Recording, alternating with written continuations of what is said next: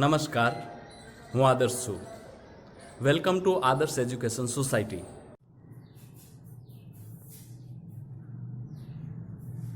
Welcome students. This is 13th part of chapter 9, the living organisms, characteristics and habitats. In the last part we discussed about the characteristics like living organisms and excretion, isn't it? And then we were discussing all organisms reproduce of their own kind, in which we were discussing now we will discuss about activity 5. We come to know that new plants can be reproduced by the seeds, by the buds of some plants, and the another thing from the cuttings of the plants. So to understand that, we will discuss this activity 5. And what is the aim of this activity? To show that plants can reproduce through stem cutting. Let's see. Take a cutting from a rose or a mehndi plant. Take a cutting from a rose or a mehndi plant. You may cut the branch also, you may cut the stem also. Fix it in the soil and water it regularly. Then what to do? You have to fix it in a soil, this much, in the soil, and you have to water it regularly. What do you observe after a few days? It may not be easy to grow plants from cuttings. Do not disappointed. If your cutting does not grow, take to a gardener if possible.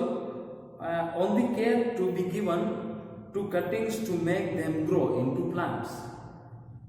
So sometimes it may happen that the cutting may not grow.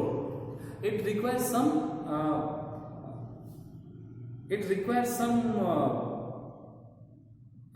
care, I can say. That is why it may not grow. But if you will go for 3 to 4 times, or you may go for 3 to 4 cuttings, then one of the cutting will grow. Sometimes every cutting may grow. Okay. Living things produce more of their own kind through reproduction. Underline that. Living things produce more of their own kind through reproduction. It takes place in many different ways for different organisms. It takes place in many different ways for different organisms. Now let's discuss, do all organisms move? So our next discussion is what? Do all organisms move? Let's see whether they move or not. In chapter 8 we discussed the various ways in which animals move. Gait of the animals. We discussed about the gait of the animals, in which we discussed the various ways in which animals move. They move from one place to another and also show other body movements. They move one place to another and also show body movements. What about plants? Do they also move? Plants are generally anchored in soil, so they do not move from one place to another naturally. Why? Because plants generally anchored in the soil. That is why they cannot move from one place to another. However, various substances like water, minerals, and the food synthesized by them move from one part of the plant to other. The water moves from the soil, from root, from stem to the leaves. That is from one part to the other part of the plant. So many substances may move inside the plant from one part to another part, but plant itself cannot move. Have you noticed any other kind of movement in plants? Opening or closing of flowers. Do you recall how some plants show movement in response to certain stimuli? We discussed about the mimosa, isn't it? We also have some non-living thing moving. Of course, a bus, car, a small piece of paper, clouds, and so on. Is there something different in this movement from the movement of living beings? Yeah, there is a different. See, if a car is there, if a bus is there, it can be driven by the person. That is why it is moving. And the small piece of that paper as well as clouds are following the winds. Because of winds, they are moving, isn't it? So there is a difference. There is such a variety of living organisms, but all of them show some common characteristics. As we have discussed it, yet another common characteristic is that living beings die. That is also true. Everyone has to die. Every living organism has to die. So we can say yet another common characteristic is that living or being die. Because organisms die, particular type of organisms can survive over thousands of years only if they reproduce their own kind. Because living organisms die, isn't it? And particular type of organism can survive over thousands of years only if they reproduce their own kind. See, mankind is there and they can live up to 100 years, but because they reproduce, all the plants, because they reproduce, it is from last many years.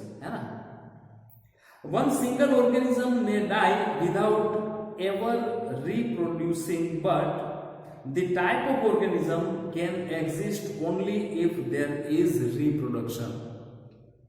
The type of organism can exist only if there is reproduction. When we see that all living things seems to have some common characteristics.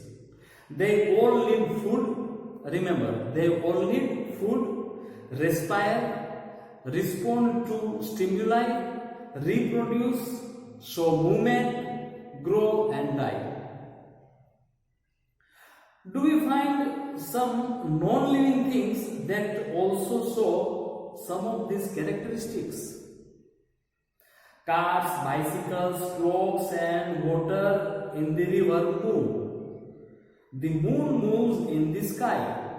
A cloud grows in size right in front, isn't it? Right in front of our eyes. Sorry. Can such things be called living? We also ourselves do these objects also show all other characteristics of living things? In general, something that is living may have all the characteristics that we have discussed. Why we can say something is living? The characteristics which we discussed, all the characteristics the something have, then and then we can say that thing is live. While non-living things may not show all the characteristics at the same time. That is why they are non-living things. Is this way always true? Is this always true? Do we always find that living things definitely show all the characteristics of living that we have discussed? Okay, all the living things do show all the characteristics that we discussed. Do we always find that non-living things may show only some of these characteristics and never all of them? Yeah, it is right. To understand this a little better, let us look at a specific example. Consider any seed, say moon. Is it living? It can stay in a sock for months and not show any growth or some of the other characteristics of life. We can discuss about moon seeds, which may be there in the shop and months in the shop for months and do not show any growth, isn't it? Or some of the other characteristics of life. However, we bring the same seed and plant it in soil. If we bring the same seed and plant it in soil, water it, and it turns into a whole plant. It turns into a whole plant. Did the seed need food? Did it excrete, grow, or did it excrete, grow, or reproduce then when it was in the shop for many months? Think about it. We see that there can be cases when we cannot easily say that things has all the characteristics that we have discussed for it to be calling living. The things may not have all the characteristics. One of the characteristics may not be with them. Say plants cannot move, isn't it? What then is life? Push your hand deep inside a sack of wheat. Push your hand deep inside a sack of wheat. Do you find it is warm inside? Yeah. If there is a sack of wheat and if you put your hand deep inside the wheat, then you will find some warm inside it. There is some heat being produced inside the sack of wheat. The seeds respire and in the process give out some heat. Remember, the seeds respire and in this process give out some heat. We see that respiration is a process that takes place in seeds even when some of the other life processes may not be very active in the seeds. It may not be very easy to answer the question, what then is life? It is a very difficult question actually. However, looking at all the diversity of living beings around us, we can conclude that life is beautiful, isn't it? Life is beautiful. So enjoy it, enjoy your learning and enjoy the life. Okay, with this we are ending this part as well as we are ending this chapter also. This was the last part of the chapter. Now what you will do? You will read the textbook, both these videos repetitively and enjoy your life. Thank you.